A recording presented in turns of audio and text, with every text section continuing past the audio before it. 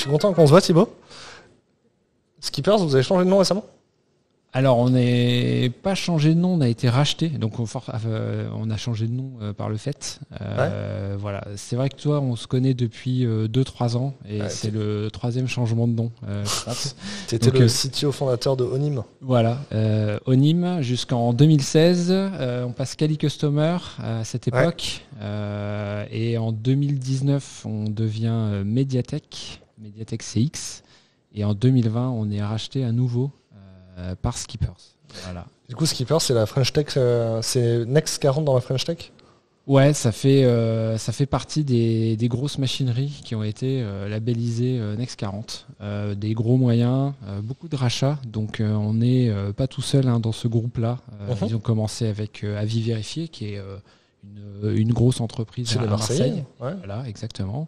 Nous derrière, et puis aussi pas mal d'autres boîtes comme MyFeedback, Tister que tu connais, tu as interviewé Mathieu, j'ai vu il n'y a pas longtemps, Advalo très récemment, Ivancy, Octoly. Donc là on est, j'ai perdu le fil, on doit être 350 dans le groupe. Oui, parce qu'Ivancy sont aussi clients chez We Love Devs. Ouais.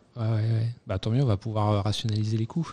Le patron de Ivancy, je pense qu'il nous a contacté il y a 2-3 ans. Et il était en mode les gars, mais par contre votre marketing est éclaté, si vous voulez, moi je prends une demi-heure et je vous explique des trucs.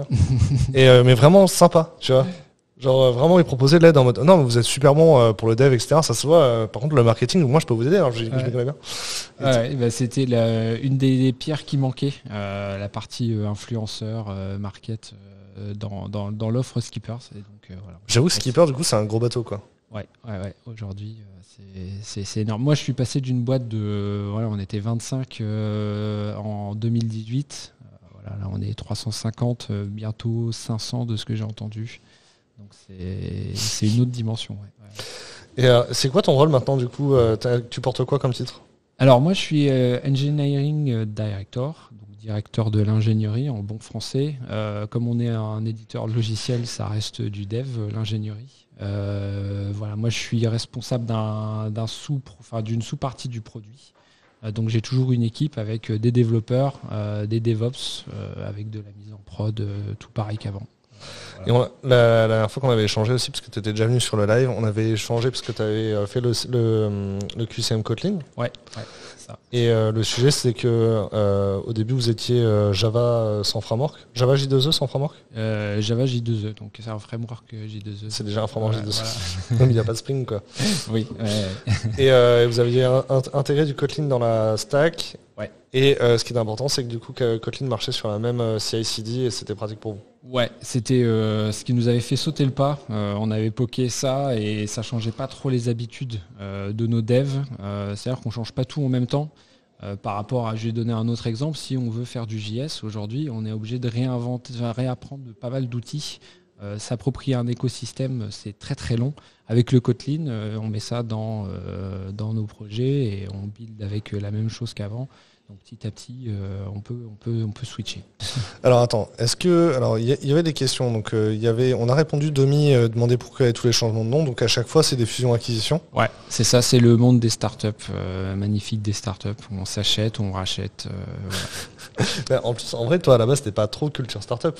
Non, c'est au début, nous, toute l'histoire d'Onim, au départ, on n'était pas sur un business model de startup. On faisait de la presta, on avait un business model qui disait voilà, on doit gagner de l'argent, être rentable, et on n'allait pas trop toquer à la porte des banques ou des investisseurs.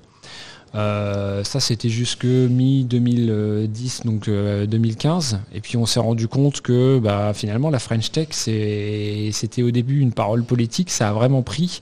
Il y a énormément d'acteurs qui se sont mis à faire un peu ce qu'on faisait, avec des capitaux, avec des moyens, et nous on était trop faiblards pour nous voir survivre à 5 ans. Et donc on s'est dit il faut qu'on s'associe ou qu'on lève des fonds. Et on a rencontré des gens qui avaient le même mindset que nous, les mêmes ambitions, mais et avec qui ça collait. Et c'est comme ça qu'on s'est rapproché de Mediatek, notamment à l'époque. Et puis derrière, le patron de Mediatek, Hervé, lui, il avait l'ambition d'aller plus loin, de passer encore un coup d'accélérateur. C'est lui qui avait la stratégie à ce moment-là, qu'on lui avait complètement légué. Et voilà, il a trouvé les investisseurs qui ont créé le groupe Skippers. Et finalement, moi, j'avais un petit peu d'a priori, mais ça se fait bien. Et j'ai pas eu à défendre finalement mon beefsteak devant des jurys d'investisseurs. J'ai jamais eu à le faire. Donc je connais pas vraiment cette angoisse de dire voilà comment je vais boucler mon business model, mon business plan pardon, et je vais devoir aller toquer à la porte de gens pour récupérer les sous dont j'ai besoin. Ça j'ai jamais eu à le faire. Mais au final c'est ce qui s'est passé quand même. Donc, Mais au final, du coup, la boîte, elle prend cette tournure-là. C'est juste d'autres gens dans la boîte qui le font, quoi. Voilà. Et toi, tu te concentres sur le logiciel. Voilà. Moi, maintenant, j'ai plus cette dimension gérance, gestion d'entreprise que j'avais avec mes anciens associés. Et je me concentre sur la technique et aussi le produit. J'aime bien avoir un regard sur le produit. C'est vraiment ma marque de fabrique. Je suis un développeur, mais qui a une vision du produit. Il y a une question qui est passée dans le chat et je vais rebondir dessus. Est-ce que du coup le logiciel entier que vous aviez chez Onim Mediatek CX ensuite existe encore chez Skipper, ou est-ce que vous avez lâché la stack, vous avez repris un autre projet qu'il y avait chez Mediatek? Non, alors ouais, c'est une bonne question, surtout que dans le groupe finalement, on a été 3 boîtes à faire à peu près la même chose, et là on est plutôt en train de créer des synergies et des passerelles en termes de flux de données entre les existants pour proposer une expérience à nos clients qui soit maximale. Parce qu'on n'a jamais eu un copier-coller entre les trois plateformes. On a des points de force et des faiblesses. Et du coup, l'objectif pour les mois à venir, c'est de faire une expérience unifiée. Donc même branding avec du SSO pour passer d'une plateforme à l'autre de manière transparente. Et puis quand un client il voudra faire une fonctionnalité où Quali Customer historiquement était très fort, il sera en fait chez nous. Et puis quand ce sera une autre fonctionnalité où c'est MyFeedback qui était très très fort, il sera sur la plateforme MyFeedback. Et l'ambition, c'est de pouvoir passer de l'une à l'autre sans que ça se voit. Et c'est des stacks. On a chez Skippers maintenant, on a plusieurs stacks différentes. On a du PHP, on a du Ruby, on a du Java. C'est difficile de dire bon là tout ça on va laisser de côté, on va réécrire dans une autre stack. Enfin c'est des chantiers qui sont énormes et on n'a pas envie de perdre du temps avec ça. On garde les valeurs, les forces, et puis on essaye de créer des synergies et des ponts entre tous ces produits. Clément, il demande si t'as pas eu peur de lâcher ton bébé, mais au final j'ai l'impression que t'es encore avec, quoi. Alors, j'ai pas eu peur parce que dans l'histoire, moi dans mon histoire pro, en fait, on pourrait dire que t'as fait qu'une seule boîte, mais il y a eu plusieurs histoires. Déjà, c'est pas moi qui ai créé Onim au départ. Moi, j'étais premier salarié, premier stagiaire. Quand on m'a dit est-ce que tu veux devenir associé gérant en 2007, j'ai dit ok, pourquoi pas. À l'époque, on faisait de la presta. On était une sorte de petite ESN, donc c'était déjà un autre métier. En 2010, on a dû se repositionner et devenir éditeur logiciel. Donc on a fait le deuil de notre histoire d'avant et on est parti dans un pari, une aventure où on crée un produit et on essaye de le vendre. Et une fois qu'on rencontre les bonnes personnes, et ben en fait on n'abandonne pas le bébé, c'est que le bébé il grandit, il évolue et c'est comme la parentalité, à un moment donné il part et t'es super content, t'es super fier de ce qui s'est passé et il n'y a pas vraiment d'émotionnel derrière, il n'y a pas de tristesse ou de regret derrière tout ça. Moi je suis très content qu'il y ait des gens qui ont envie de résoudre les problèmes de nos clients. À ma place, aujourd'hui, j'ai presque 40 ans. J'ai passé beaucoup d'heures à me gratter la tête à comment résoudre ces problèmes-là dans le passé. Maintenant, la stratégie, c'est d'autres qui l'ont et c'est pas plus mal. Je retrouve un petit confort aussi qui est intéressant. Je suis toujours impliqué dans la société, mais c'est pas moi qui vais résoudre tous ces nœuds.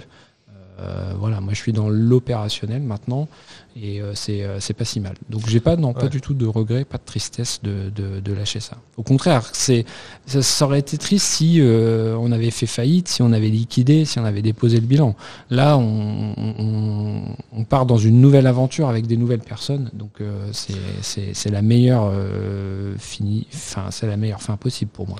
En plus, ce qui est intéressant, c'est que les éditeurs de logiciels, quand ils arrivent à 20-25 personnes, souvent ce qui les noie, c'est le support client et la relation client.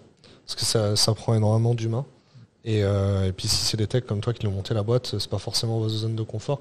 Là, du coup, c'est un sujet qui est, j'imagine que la relation client, c'est un sujet qui est pris au niveau global pour Skippers, quoi. Ah ouais, alors tout à fait, le support, la relation client, c'est en train d'être mis en place par des gens qui ont de l'expérience, qui faisaient déjà ça avant. Donc Skippers arrivent, ils prennent les gens qui sont compétents dans les filiales, mais aussi ils embauchent des gens qui savent faire. Et c'est vrai que ce sujet-là est très compliqué. Mettre un support niveau 1, niveau 2, qui s'occupe de quoi, c'est quelque chose que nous, on savait pas vraiment faire. C'était le chef de projet, l'interlocuteur du client qui faisait à la fois les nouvelles demandes, les nouveaux projets, mais qui résolvait aussi les petits bobos, les petits soucis. Et on était un peu des hommes et des femmes à tout faire. Et bon, à 350 personnes, on ne peut plus fonctionner comme ça. Donc ça se rationalise. Et j'ai l'impression qu'ils ont embauché des gens qui savent faire ça. Ouais. Et du coup, c'est quoi l'expertise du produit logiciel dont tu prends soin ou dont ton équipe prend soin ? Alors nous, on a une compétence historique sur l'analyse automatique du langage. Donc c'est vraiment ce qui reste, on va dire, à Lille, parce qu'aujourd'hui, Skippers, c'est à Lille, Marseille, Nantes, Rennes, Paris, évidemment. Donc avec plusieurs squads, plusieurs équipes de développeurs. On a des équipes qui sont cross ville, mais on essaye de garder des noyaux et de la cohérence. Et nous, on a été identifié comme étant l'équipe qui, en termes d'analyse de ce qu'on appelle le verbatim, nous c'est le commentaire en commentaire libre dans les enquêtes de satisfaction, notre métier historique. Ça reste notre force, donc on continue de travailler là-dessus. On va peut-être refaire de la R&D sur ce sujet-là. Et donc ça c'est top. Ok. Est-ce que vous avez des questions dans le chat ? N'hésitez pas, sinon moi je relance tout le temps. Je n'en manque pas. Ma question suivante, c'est sur la culture d'entreprise.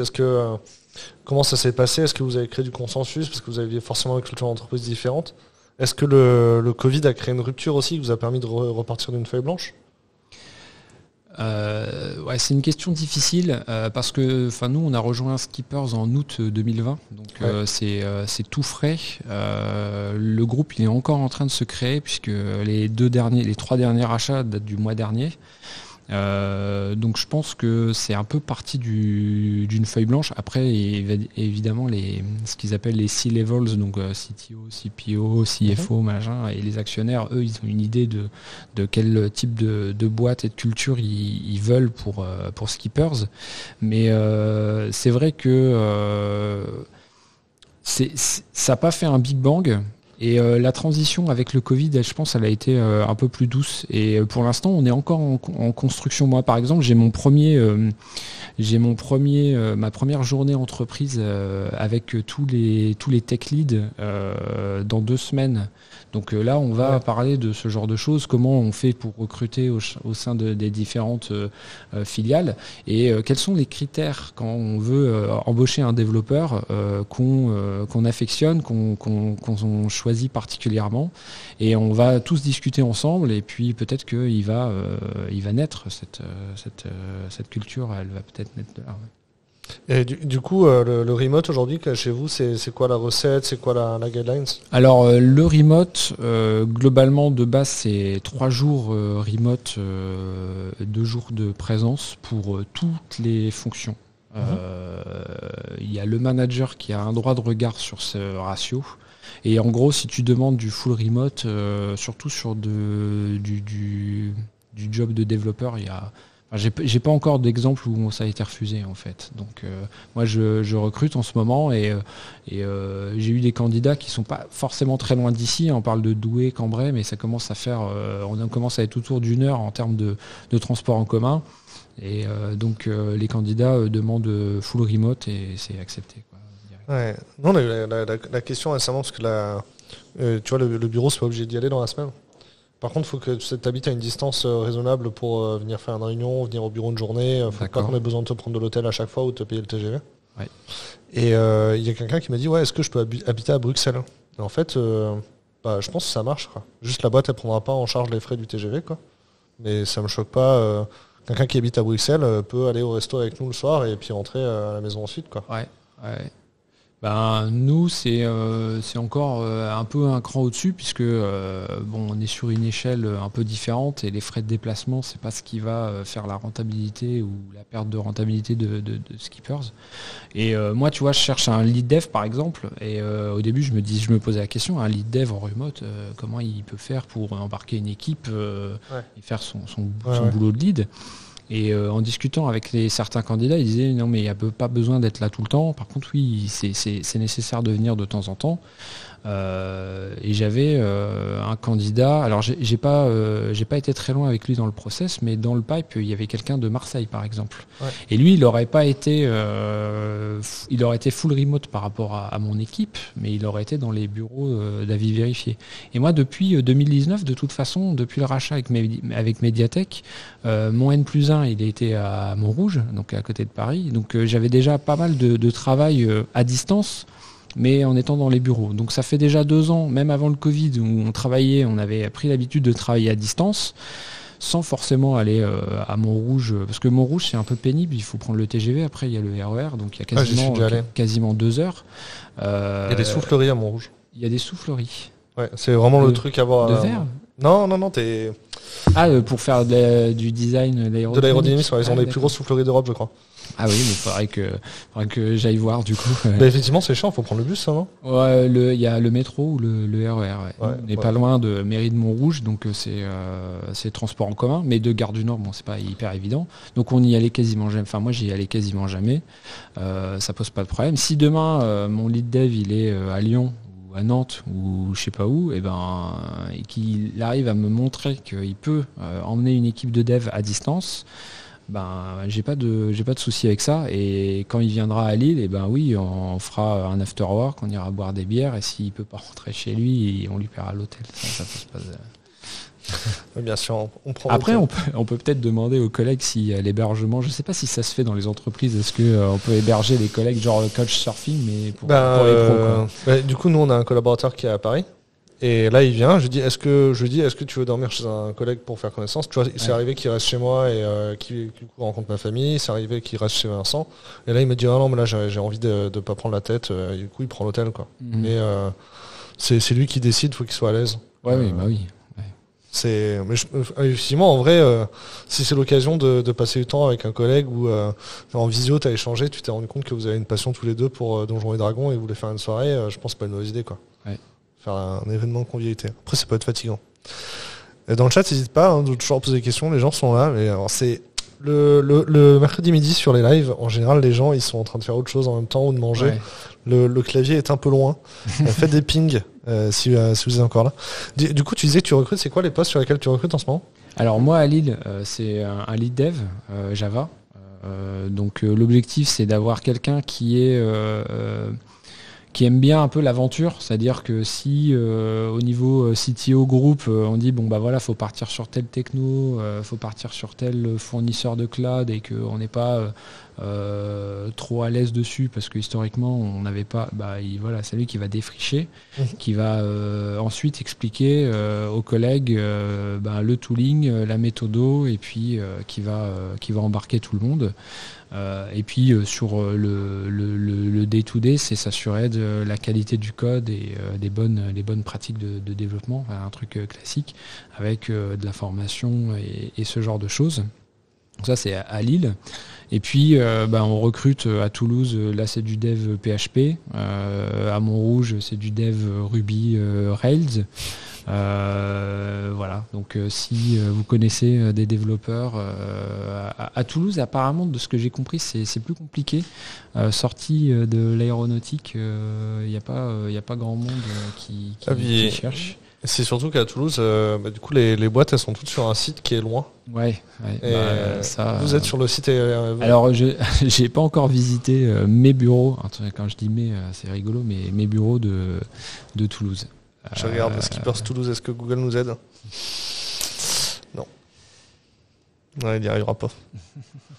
Mais ok, est-ce que tu as des conseils pour les juniors? Est-ce que tu recrutes des juniors? Comment ça se passe? Alors oui, je recrute des juniors. Là, c'est simplement que dans mon équipe, il y a une balance qui me semble disproportionnée entre l'expérience et la juniorité. Donc il faut que je renforce un petit peu l'expérience globale de l'équipe.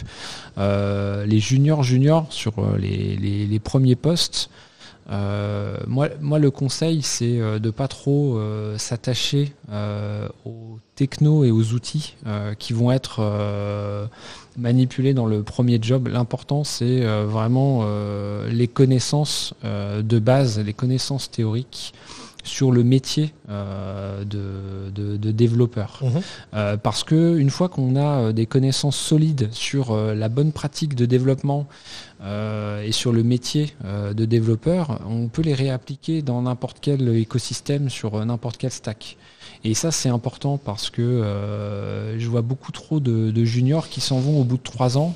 Ils me disent ah ouais, mais en fait moi je voulais pas faire du Java, je voulais faire du React ou du Vue, ça a l'air beaucoup plus chouette parce qu'on a des frameworks, on arrive dedans, on est sur certains frameworks, on est opérationnel très vite et donc on transforme une idée en logiciel un peu plus rapidement que sur un autre framework et on va avoir plus d'adrénaline, plus de ouais c'est ça un peu de l'adrénaline et du coup on va se dire bon bah il n'y a plus que ça qui compte. Maintenant, je vais choisir mon entreprise parce qu'elle fait tel stack. Et en fait, il faut choisir l'entreprise qui va vous faire monter sur les bonnes façons de développer. Donc, du début de la chaîne, comment je conçois un produit et pour faire en sorte que ce que je vais livrer colle avec ce que mon utilisateur attend. Et puis, comment je le conçois, vraiment la conception. Et puis, comment je développe, je teste, je livre. Avec tout ce qui va bien derrière sur l'intégration continue, le déploiement et comment derrière aussi c'est gérer le run, la mise en prod. Un junior, s'il peut rentrer dans une équipe d'une boîte un petit peu à taille humaine, c'est bien parce qu'il va toucher à toutes ces étapes-là. Et du coup, il pourra se positionner. Est-ce que je suis plus dans la conception et aller vers de l'architecture? Est-ce que je suis plus vraiment dans le dev et être expert technique, lead développeur? Est-ce que je suis plus dans la livraison et être DevOps, voire Ops, pourquoi pas? Et ou architecte cloud maintenant on peut dire et au moins s'il a touché à tout et qu'il s'est un peu pris des murs sur toutes les étapes il se sera bien forgé une expérience. Donc toi les green flags en entretien pour un junior, c'est si tu parles de design pattern, du gang of four, qui maîtrise les concepts objets, les paradigmes. C'est plus par rapport aux questions que le candidat va poser. Et s'il me demande direct est-ce que vous faites du React ou du Vue, ça m'intéresse pas en fait. Je veux pas de quelqu'un qui focalise déjà, qui a déjà une chapelle en fait. Il est à peine sorti de sa formation et il est déjà sur une chapelle de dire bah voilà il y a que tel framework qui compte. Vous faites du Java mais vous faites pas de Spring. Moi il y a que Spring Boot qui m'intéresse. Non, Spring Boot et Java EE c'est très très proche. Il y a énormément de concepts en commun et donc si tu connais très bien Spring Boot, moi je t'apprends Java EE en quelques semaines et inversement. Donc il n'y a pas de donc, bonjour à Nolwenn qui nous a rejoint. Nolwenn, on s'est déjà vu sur le stream de Hippon. Du coup, t'es un crafteux, j'imagine, t'as envie de réagir, c'est pour ça que t'as follow, n'hésite pas à nous dire ce que t'en penses. J'ai l'impression que choisir une chapelle comme ça, dire moi j'ai envie de faire de l'Angular, d'être expert en Angular, c'est vraiment s'enfermer dans la prestation de service. Oui, alors c'est le risque aussi si on arrive en ESN, c'est que finalement on va travailler sur les missions qu'on va trouver pour toi. C'est-à-dire que c'est pas toi qui décide, c'est un commercial qui va dire là tu vas aller travailler chez Pierre, Paul, Jacques et ils ont besoin d'un dev Angular. Toi tu as fait d'Angular, non, moi, c'est pas grave, tu vas voir, ça va bien se passer. Il y a une autre équipe de collègues à nous sur place, ils vont t'apprendre. Tu vas monter en compétences en Angular et tu vas gagner des galons, tu vas même progresser au niveau salaire parce que la progression quand on est junior elle est assez forte par rapport on va dire au reste du monde hors développeur. Et on va se dire, mais en fait, c'est génial, développeur Angular. Et puis, au bout de 5-6 ans, 7 ans, tu vas te prendre le plafond de verre. Et en fait, comme tu n'auras pas décidé sur le début de ta carrière ce que tu veux faire, tu vas te retrouver sur le marché à choisir d'autres ESN qui vont... Et tu vas avoir tendance à répliquer ce modèle d'offre d'emploi et du coup rechercher toujours la même chose. Et moi, je trouve que c'est dommage. Donc, l'important, c'est d'être curieux, de voir ce qu'il y a ailleurs et pas hésiter à sortir de sa zone de confort. Les frameworks sont justes, les niveaux très hauts des couches et c'est simple de passer de l'un à l'autre. Il faut pas avoir peur de se mettre un peu sur un poste React si on connaît très bien Angular. Ça va très très bien se passer. Il faut pas avoir peur de se mettre sur un poste Java si on a fait du PHP. Je pense même en l'occurrence entre Angular et React, je pense que l'équipe chez le côté React elle sera contente d'avoir quelqu'un qui donne des insights sur TypeScript. Carrément. Ouais. Là, du coup, on va un peu dépiler le chat. Nicolas dit que c'est soit une peur d'arriver en tant que junior sur des technos inconnus. C'est-à-dire qu'il y a tellement de compétition en tant que t'es junior, ils vont avoir fait une formation sur Symfony, ils vont avoir un syndrome d'imposteur qui est plus faible sur Symfony, du coup ils vont chercher Symfony. Ça, je peux le comprendre. Nolwenn dit que c'est quand même difficile de sortir de la techno, c'est de la techno dans laquelle on est expert.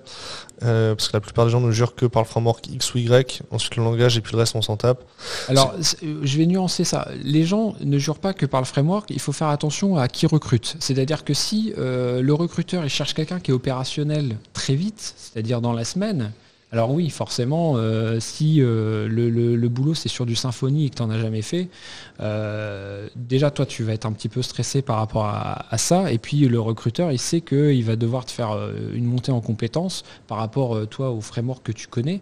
Donc peut-être que le recruteur lui connaît pas le framework que tu maîtrises, il va pas pouvoir faire le parallèle entre ce framework là et Symfony, et toi du coup tu vas être beaucoup plus lent à démarrer. Et le recruteur, lui, si il paye, si c'est de l'ESN et qu'il place chez le client, il faut que ce soit opérationnel vite fait. Si tu trouves une mission chez un client final ou chez un éditeur, ce qui est important de voir, c'est que on construit une relation sur un temps qui est hyper long. Moi, je dis toujours, un bon recrutement, c'est quand la personne, elle reste au moins 3 ans. Parce que la première année, on l'a fait monter en compétences et on fait l'onboarding et la personne doit absorber tout le legacy. Donc on est déficitaire globalement. Elle rapporte pas assez de valeur par rapport à ce qu'on a mis pour la recruter. La deuxième année, elle rattrape et la troisième année, c'est là qu'elle commence à apporter vraiment cette valeur et des fruits. Et quand on est sur un temps qui est très long comme ça, on peut se permettre de prendre quelqu'un qui a fait du PHP sur une stack Java. Si la personne elle est très bon sur Symfony, moi je vais pouvoir faire les parallèles entre ce qui est bien dans Symfony et qui ressemble à Java EE. Et du coup, à un moment donné, quand on va parler de base de données, quand on va parler de mapping objet relationnel, si la personne elle est bonne en conception objet, PHP, elle sera bonne en Java aussi. Et c'est ça qui est important. J'ai une notion, je voudrais confronter avec toi, et à la fin, elle rejoint ce que tu dis, donc tu vas me dire. J'ai l'impression que dans les ESN, en fait, comme le code métier, on va le mettre, ça va être vraiment la fine couche au-dessus de Spring, on va essayer de mettre le moins de code métier possible, on va prendre le framework le plus haut niveau, alors que chez un éditeur logiciel, le métier, c'est vraiment la création de valeur. J'ai l'impression du coup que les éditeurs logiciels sont plus aptes à prendre des juniors longtemps, parce que au final la valeur d'un développeur chez toi c'est comment il connaît le métier déjà, le besoin des utilisateurs, la création de la valeur du logiciel, et comment il a pu assimiler cette base de code métier et comment il s'y repère dedans quoi. Ouais, alors pour les ESN, je vais pas trop me prononcer parce que j'ai jamais travaillé en ESN, mais sur ce que tu dis sur les éditeurs logiciels est très juste. En tout cas, chez moi, j'aime bien un développeur qui va avoir un regard critique sur le code métier. C'est-à-dire que si à un moment donné le PO il dit ben voilà, il faut développer ça, c'est une bonne opportunité de valeur pour nos utilisateurs et que le développeur est pas d'accord ou il a une version alternative de la feature, ça c'est génial parce que il a bien absorbé et appréhendé le métier d'utilisateur final. Et au final, moi je pense qu'on est développeur pour résoudre les problèmes de celui qui est en face qui a le clavier, qui est en face de l'écran. Donc il faut qu'on comprenne un peu cette personne qui va utiliser le soft qu'on développe et avoir un regard métier, un regard produit, c'est important. Et derrière, la techno, que ce soit codé en PHP, en Java, en React, en Rust, en Ruby, peu importe, l'important, c'est de trouver la bonne fonctionnalité pour l'utilisateur. Et donc, ce que tu dis est probablement juste. Sur les juniors, on peut les garder plus longtemps. Maintenant, il faut qu'on ait aussi la progression de salaire qui va, parce que on sait tous que quand on change de boîte, on fait des gaps au niveau de la REM, et c'est ça qui est difficile pour les juniors. C'est ça qui est difficile pour les boîtes aussi, c'est de comprendre que la progression au début, elle doit être très forte. C'est-à-dire que on ne doit pas caper sur du 3% d'augmentation à un junior, parce que un développeur junior, ça se passe pas comme ça. Il doit progresser beaucoup plus fort. On va dire un peu une échelle logarithmique, et si le DAF de la boîte il a capté ça, il a compris ça, on peut garder les juniors très longtemps. Voilà. Ouais. Donc nous on a des juniors. Moi j'ai un collègue, il est là, il a fait son apprentissage chez nous, il a signé en 2019, donc ça doit faire 5 ans qu'il est là déjà. Ouais. Donc ça fait une période qui est plus longue que la moyenne, à mon avis. C'est quelque chose que je vois aussi chez les grands comptes, les clients finaux. C'est qu'au final, ils n'ont pas le même rapport à l'expertise technique. Avoir un expert sur Kubernetes, ça, ils peuvent toujours trouver un free ou trouver une ESN qui fournit la compétence. Par contre, les collaborateurs qu'ils ont en interne, c'est des gens hyper transverses et qui sont plus fascinés par le problème, par le métier de la boîte que par les technos. Ouais. Après, le risque, à mon avis, quand on est chez un client final, c'est d'être... au niveau progression, c'est d'avoir la seule porte, c'est d'être expert fonctionnel après. Donc si on veut lâcher le dev à un moment donné de sa carrière, c'est absolument pas un problème. Mais si c'est la seule issue possible, là c'est un problème, parce que on peut vouloir rester développeur toute sa vie, avoir ce regard sur le métier et la compétence de faire du fonctionnel, sans pour autant être expert fonctionnel, c'est-à-dire rédiger de la spec, faire des tests, et puis organiser des meetings pour voir quelle est la version future. Chez un éditeur, on est moins expert fonctionnel, c'est le PO, on va dire, dans l'agilité, mais c'est la même chose. Donc si on n'a pas envie de lâcher le code, il faut faire attention chez les clients finaux, parce que dans la région, on a quand même beaucoup d'employeurs. Faux-Basler, ils font beaucoup appel aux ESN, ils n'embauchent pas les développeurs, ils en ont quelques-uns. Ça réinternalise, j'ai l'impression, ces derniers mois, ces dernières années, mais la tendance est quand même de prendre des développeurs dans les ESN, et puis les experts fonctionnels, eux, ils sont en interne. Ouais. Donc, est-ce que les experts fonctionnels codent ? Ça, c'était la tendance pré-Covid. Ça a beaucoup changé. Voilà. Le Covid a changé pas mal de choses, mais bon, il faut que je m'actualise dans ce cas-là. C'est impressionnant de voir une DSI de 500 ou de 800 personnes qui passent d'un ratio de 1 huitième en interne à 7 huitièmes en interne. Ah oui, oui. C'est très très impressionnant. Les plans RH sont fascinants. C'est assez fou. Ok, on arrive sur la fin des questions dans le chat. Est-ce que vous avez des dernières questions pour Thibaut ? Est-ce que Nicolas, tu as des questions ? J'ai répondu à tout du coup. Ouais, après, c'était des questions sur les juniors. Changer de framework au final. Moi, changer de framework, je suis quand même assez sceptique. Tu vois, j'ai fait du PHP avant. Quand je revois quand même du code PHP aujourd'hui, c'est pas agréable, quoi. Même code PHP que tu revois aujourd'hui qui est pas agréable, ou ouais, franchement, qui a écrit à l'époque. Non, le code PHP que j'ai écrit à l'époque, déjà comme moi à l'époque où j'écrivais du PHP, c'était PHP 5.4, donc c'était ok de mettre des balises PHP au milieu du HTML. Non, mais moi j'ai commencé à coder aussi sur des langages de script, donc ASP PHP, donc moi c'était PHP 3. Et après, il y a Zend qui est arrivé, Symfony, moi j'ai suivi un peu de loin. Symfony 4, aujourd'hui, c'est une stack qui est au niveau et il y a des concepts qui sont... avec une abstraction très forte, qui nécessite bien plus de compétences et de connaissances que ce dont on avait besoin pour faire du PHP 3, c'est-à-dire afficher une variable en plein milieu de ton HTML. Donc, c'est dur, on se fait traiter. Donc ouais, moi j'ai donné mon âge tout à l'heure, je crois, je sais plus. Bon, moi j'ai eu mon diplôme en 2004, donc voilà, diplôme bac plus 5. Donc ça fait un petit moment que je code et voilà, PHP a énormément évolué et il y a la même complexité dans Symfony que il peut y avoir dans un Spring ou un Java E. Un Rails aussi. Hein. Ouais. Et même les montées de version de Rails. Moi j'ai fait du Rails 3 la dernière fois, montée de version sur Rails 4. J'ai fait en fait déjà la migration à la Big Bang. T'es obligé de la faire en entier d'un coup. Et puis t'as une montée en compétences. Même si on dit viens, on va reprendre des paradigmes complets, on va mettre des action controllers, etc.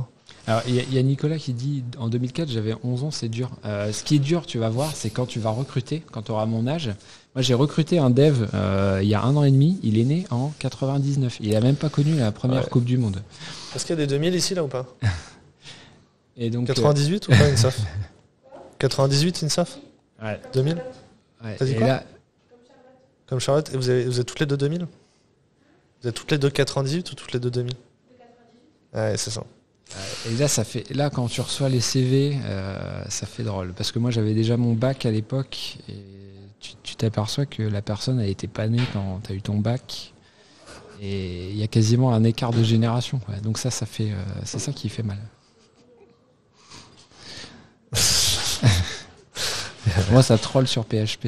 Non, mais en plus, Kainet, il en a fait beaucoup. C'est lui qui a fait le QCM PHP Bit sur Reloaded. Non, mais après, si t'en as fait beaucoup, t'as le droit de troller. Voilà, tu peux dire ce qui est bon et ce qui est pas bon. Si t'en as pas fait, par contre, c'est du vrai troll. Et effectivement, ouais, non, mais Après Rails, moi, je vais troller. Mon chef, il est sur une stack en Rails. Il m'a fait lire 2-3 fois du code et j'ai saigné des yeux. C'est pas possible. C'est magique, Rails. Ah non, mais c'est trop magique justement. Et j'aime pas la syntaxe. Après, voilà, il y a des langages. Dès la syntaxe, tu te dis, oh, je vais galérer, je vais suer. Et d'autres, ça passe mieux. Et Rails, le peu que j'en ai vu, j'ai eu du mal. Parce qu'en fait, les API, elles sont sur certains trucs, elles sont super haut niveau. Et c'est hyper compact. Et du coup, quand tu es dans une équipe qui en fait depuis longtemps et qui te montre voilà, un truc que tu ferais en Java en 15 lignes et ils le font en 1 ligne en Rails, tu dis, ah ouais. Mais c'est comme quand tu bouffes. Si tu bouffes un repas complet sur un petit sandwich, tu vas avoir du mal à l'avaler. Ça te piquerait les yeux si on te mettait sur un Spring Boot aussi. Hein. Spring Boot, j'en ai fait un peu, donc ça va. J'ai pas trop hurlé quand j'ai vu ça, parce qu'on a testé. On a un petit projet dans un coin Spring Boot pour être sûr, quoi. Pour être sûr qu'on veut pas aller vers ça. Moi, je suis fasciné aussi parce que là, j'ai fait une fois du Spring Boot c'était du Spring. En fait, on s'est rendu compte qu'on pouvait pas changer le projet pair en Maven, donc on pouvait pas passer sur Spring Boot, donc c'était Spring. Et je tapais mes requêtes en JPA. Ce qui au final ressemblait beaucoup à l'ORM de Rails. Hein. Tu fais des find all aussi sur l'objet. Et maintenant, ils ont des trucs plus haut niveau encore. À chaque fois, j'hallucine, genre quand je vois les Quarkus, etc. Ça, c'est pareil. Quarkus, il y a 2 ans, on n'en parlait pas. Maintenant, si on arrive dans une stack Quarkus, il ne faut pas dire il n'y a que ça il y a que Quarkus qui compte. Il faut juste regarder, qu'est-ce que Quarkus a pris aux autres et que je vais retrouver, où je vais me sentir bien, et qu'est-ce qui est nouveau. Et voilà, c'est comme ça qu'il faut aborder les frameworks et les stacks. On réinvente rien en dev logiciel. Il y a des concepts qui arrivent dans des frameworks, ils sont là depuis 20 ou 30 ans. Voilà, il faut connaître ces concepts, et puis après, on n'est pas perdu. Et c'est comme une langue, quand on apprend une langue, on dit que quand on en connaît deux, après, les autres, elles deviennent toutes seules. Et ben, Ouais. pour les frameworks et pour les langages informatiques, c'est la même chose. Ouais, je suis assez d'accord. En vrai, c'est cool. On a fait le tour. J'y vais, les amis. Merci pour cette antenne. À bientôt, Nicolas. Merci beaucoup à tout le monde. Merci de m'avoir invité, Damien. C'était cool. Ouais. Ouais, c'était chouette. La conversation était chouette.